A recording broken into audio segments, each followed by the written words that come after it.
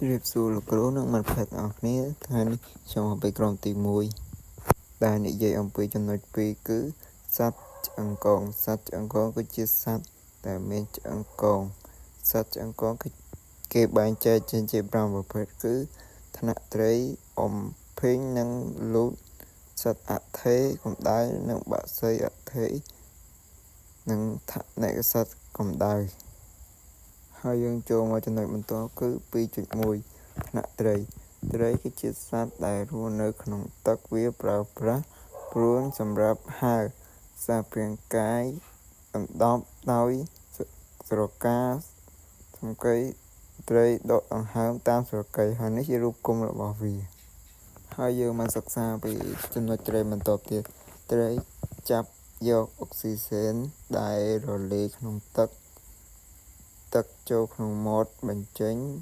តាមស្រកីនៅពេលដែលស្រកីមានសរសៃឆ្មាតូចពេលលិចលើ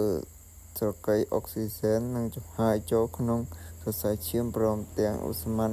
នោះដែរអញ្ចឹងពេលដែលត្រីហែលទឹកវានឹងបញ្ចេញឧស្ម័នគ្រប់គ្រងកោសិកាទាំងអស់ក្នុងប្រដាប់រត់បិទឈាមអញ្ចឹងត្រីវាត្រូវតែហែលទឹករហូតទៅវាអាចរស់បានហើយនេះជាចំណុចបន្ទាប់ត្រីភាគច្រើនបង្កកំណើតក្រៅពីប្រព្រឹត្តទៅក្នុងទឹកត្រីញីបញ្ចេញសុទ្ធចេញមកក្រៅត្រីឈ្មោលពីលើត្រីញីហើយបញ្ចេញស្ពាម៉ាតូរីលើសុទ្ធដើម្បីបង្កកំណើតកូនញាស់លូតលាស់ក្រៅសារពាង្គកាយមេដោយសារចំណីអាហារដែលរស់នៅក្នុងថ្នាក់របស់វាហើយនេះជារូបគុំរបស់វាដែលយើងបានឃើញទាំងអស់គ្នាយើងចូលមកចំណុចបន្តគឺ 2.2 ថ្នាក់អំភិតលក្ខណៈទូទៅនៃអំភិតគឺជាសត្វឆ្អឹងកងអថេកម្ដៅដែលលទ្ធភាពរស់នៅលើគោកនៅក្នុងទឹកថ្នាក់អំភិតមាន2លំដាប់គឺលំដាប់សារ៉ាម៉ង់និងលំដាប់កង្កែបនិងគីង្គក់ខប្រដាប់រត់ឈាមកង្កែបទើបនឹងញាស់ហើយប្រើប្រាស់ស្រកីដើម្បីចាប់យកអុកស៊ីសែនក្នុងទឹកតែវារស់នៅតាមរយៈពេលស្មោះហើយវាត្រូវហែលរហូតប៉ុន្តែកង្កែបពេញវ័យយើងចូលមកចំណុចបន្តគឺសកលការបន្តពូជនិងលូតលាស់កង្កែបបន្តពូជនៅរដូវភ្លៀងកង្កែបឈ្មោលបញ្ចេញសំឡេងតាក់ទងកង្កែបញីបញ្ចេញសុទ្ធកង្កែបឈ្មោលបញ្ជូនស្ពាម៉ូតូសូអ៊ីតស្រេចទៅលើស្ពាបង្ការជំងឺនៅមេហើយនេះជារូបគុំហើយយើងចូលមកចំណុចបន្តគឺ 2.3 សត្វលូនលក្ខណៈទូទៅរបស់សត្វលូនជាសត្វឆ្អឹងកងអថេកម្ដៅដែលដកដង្ហើមតាមសួតស្បែករបស់វាគ្របដណ្ដប់ទៅដោយកោសិកាក្រាស់ហើយវាមានសត្វដូចជាសត្វពស់សត្វចិញ្ចក់ខ្លែងអណ្ដើកក្រពើលូតជាដើមអណ្ដើករស់នៅក្នុងទឹកតែប៉ុណ្ណោះវានៅតែដកដង្ហើមតាមសួតស្បែកកម្រងក្រាស់និងសួតរបស់វាការពារលក្ខណៈសមទៅនឹងការរក្សាទឹកក្នុងសារពាង្គកាយហើយនេះជារូបរបស់ពួកសត្វទាំងអស់នេះដែលយើងឃើញចូលមកចំណុចបន្ទាប់គឺការបន្តកំណើតរបស់សួនធ្វើការបង្កកំណើតតាមរយៈសារពាង្គកាយមេហើយបញ្ចេញសុទ្ធទៅលើដីនៅពេលក្នុងសារពាង្គកាយមេសុទ្ធត្រូវបានរំពាស់ទៅដោយភ្ញរនិងសម្បកសម្រាប់ការពារការលូតលាស់អំព្រីយ៉ុងរក្សាការបាត់បង់រសជាតិអំព្រីយ៉ុងត្រូវការពារហើយនេះជារូបគុំរបស់ចូលមកចំណុចបន្ត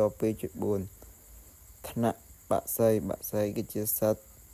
ឆ្អឹងកងថេកម្ដៅខ្លួនរបស់វាដណ្ដប់ទៅដោយរួមនឹងស្លាបសត្វបក្សីផ្លាស់ទីដោយការហោះហើរយ៉ាងរឿននេះជារូបគុំវាការបន្តពូជសត្វបក្សីធ្វើការបន្តពូជនៅតាមរយៈខ្យល់និងសុទ្ធសត្វបក្សីមានលក្ខណៈលូតដែលសម្បករបស់វារឹងជាងរសុទ្ធមេឬបាត្រូវ ភ្ញាក់ពងដើម្បីផ្ដល់កម្លាំងដើម្បីឲ្យវាបានលូតលាស់លឿនដូចជាមាន់និងទាត្រូវការចំណីបញ្ចុកប្រៀបនឹងហើយនេះជារូបរបស់វាចូលមក 2.5 ថនិកស័ក្តិលក្ខណៈទូទៅសត្វឆ្អឹងកងថេរកម្ដៅមានស្បែកគ្រប់ដណ្ដប់ដោយរោមមេចិញ្ចឹមដោយទឹកដោះបញ្ចេញដោយក្រពះទឹកដោះថនិកស័ក្តិរស់នៅក្នុងទឹកខ្លះរស់នៅលើដើមឈើផ្លាស់ទីដោយការហោះឬដើរលើដីហើយនេះជារូបគុំរបស់វាចំណុចបន្ទាប់គឺយើងសិក្សាអំពីការរស់នៅរបស់វាសន្និកស័ក្តិប្រដាប់ឈាមធ្វើដោយសត្វបក្សីប្រដាប់ឈាមបែបមានប្រសិទ្ធភាពក្នុងការចាប់អុកស៊ីហ្សែនទៅកាន់កោសិកាប្រព័ន្ធអាហារវហ័សថនិកស័ក្តិមានរចនាសម្ព័ន្ធស្មុគស្មាញរួមមានមាត់បំពង់អាហារនិងក្រពះ4ថង់និងការសម្រួលក្នុងការរសជាតិលើសពីវៀនតូចនិងវៀនធំនិងពីរង្គូលទៅនឹងក្នុងទឹកចូលមកចំណុចបន្ទាប់គឺប្រព័ន្ធបញ្ចេញចោលថនិកស័ក្តិមានមុខងារសំខាន់ក្នុងការច្រះកាក់សំណល់ជាតិពុលនិងក្របដណ្ដប់សីតុណ្ហភាពទឹកអំបិលក្នុងរូបរាងសមាសធាតុសំខាន់រួមមានតម្រងនោមបំពង់នោមនិងនោមហើយប្រព័ន្ធប្រសាទរបស់ថនិកស័ក្តិមានការវិវត្តខ្ពស់និងភាពស្មុគស្មាញប្រព័ន្ធកស័ករបស់ថនិកស័ក្តិសត្វឆ្អឹងកងមានពីរប្រភេទគឺមជ្ឈដ្ឋានមណ្ឌលប្រសាយប្រសាទរួមមានខួរក្បាលនិងខួរឆ្អឹងខ្នងហើយបរិមាណខួរឆ្អឹងខ្នងមានញាតហើយយើងចូលមកចំណុចបន្ទាប់ការបន្តពូជកើតឡើងនៅក្នុងសារពាង្គកាយរបស់មេអំព្រាយ៉ងលូតលាស់ក្នុងស្បូនយ៉ាងយូរនិងចិញ្ចឹម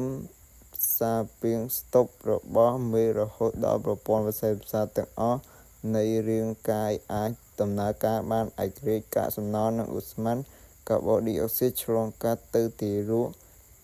សារពាង្គកាយមេដែលបន្ទាប់នឹងត្រូវបំបត្តិចោល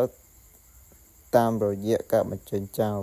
របស់មេអាហារហើយនេះជារូបគុំរបស់វាអរគុណអ្នកទាំងអស់គ្នាដែលបានស្ដាប់ខ្ញុំតាំងពីដើមរហូតដល់ចប់អរគុណអ្នកទាំងអស់គ្នានិងលោកគ្រូ